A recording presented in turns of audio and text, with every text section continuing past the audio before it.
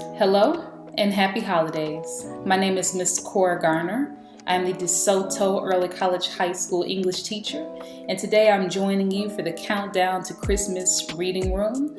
I'm going to read to you a wonderful story called Three Wise Women by Mary Hoffman. So do me a favor, go to your quiet place and let's get ready to enjoy the holidays together with this wonderful short story. In the west, the sky was bright, with stars as a young woman stayed up late, baking bread. As she waited for the dough to rise, she went to the door and combed her hair, singing a song about moonlight. Suddenly she stopped. Far away in the east, there was a new star, brighter than all the rest. It was so bright that it bathed the woman's kitchen in starshine. The beams from the star shone right onto the dough. The woman stared in disbelief. The dough was rising, and it filled with starlight. She was afraid to touch it at first, but it was quite firm and ready to be baked. So she cooked it in the oven.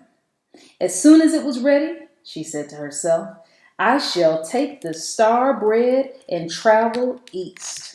I must find where the great light is coming from. Now, way down in the south, where countries are hotter, another woman sat up late at night, rocking her child. He was cutting a tooth and could not sleep. Her mother hummed to him and loved him with words that no one else could understand. Shall Mama get you the moon, sweet baby? She crooned, taking her child out into the night to find a breeze. I could cut you a slice like a piece of mango to cool your poor mouth. The young child stretched his fat little arms up to the moon and his mother just laughed. Then they saw a strange light and a strange sight. A bright new star rising in the northeast. Starlight shone on the child's face, making him smile.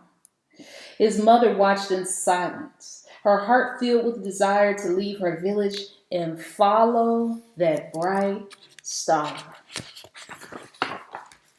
Far away in the southeast, an old woman was telling stories to her grandchildren by the dying light of a cooking fire.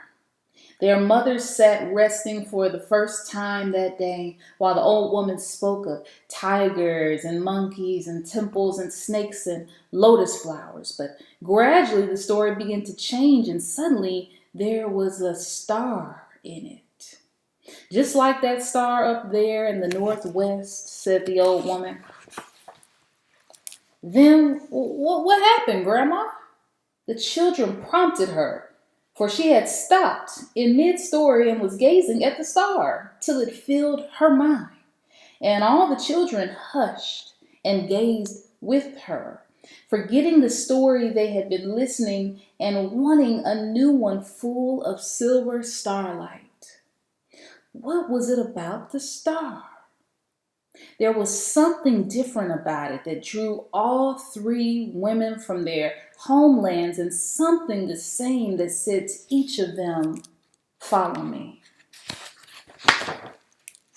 They met on a path of starlight, not knowing how long or far they traveled.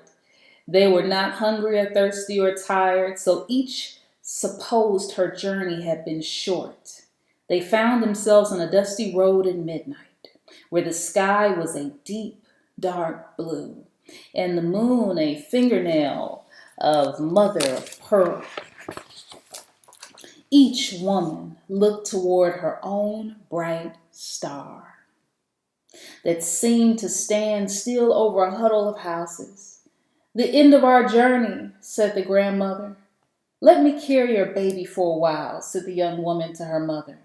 And they all walked together through the hills, past sleeping shepherds, down to the town.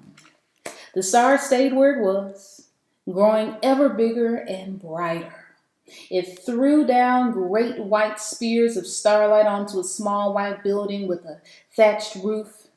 The young woman started when she saw people coming out of the building and gave the baby back to his mother.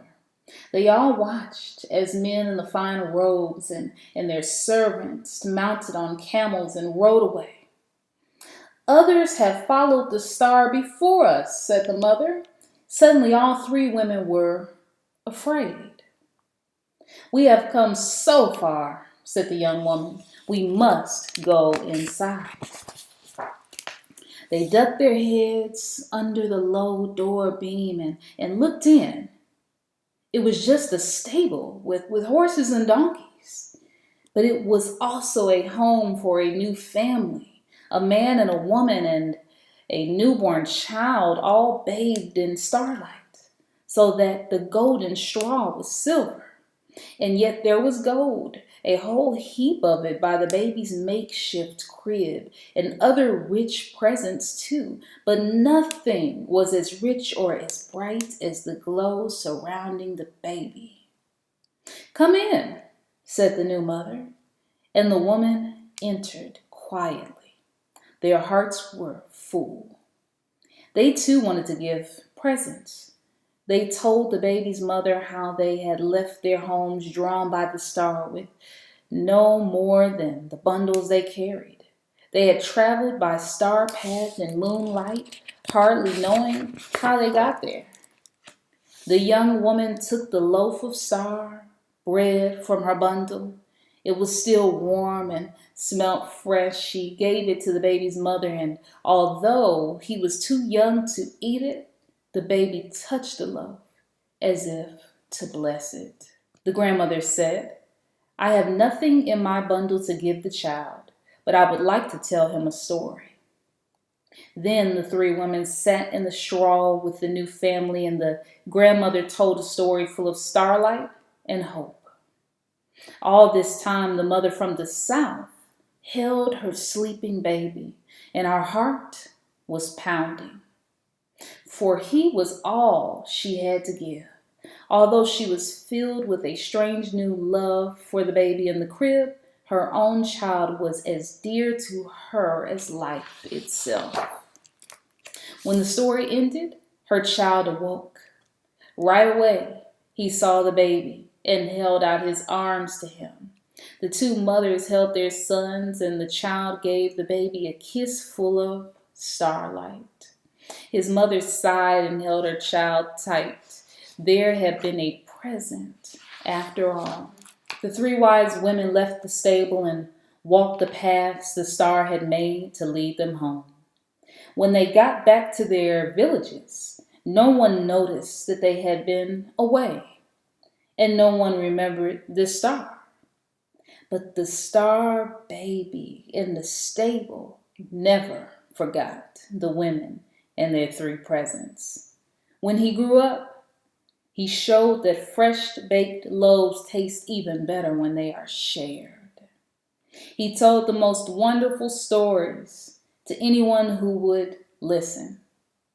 And the man whose birth had been marked by a new star taught the world that the greatest gift of all is love. Thank you again for joining me in listening to this wonderful story, and wishing you all a happy holidays. Thank you.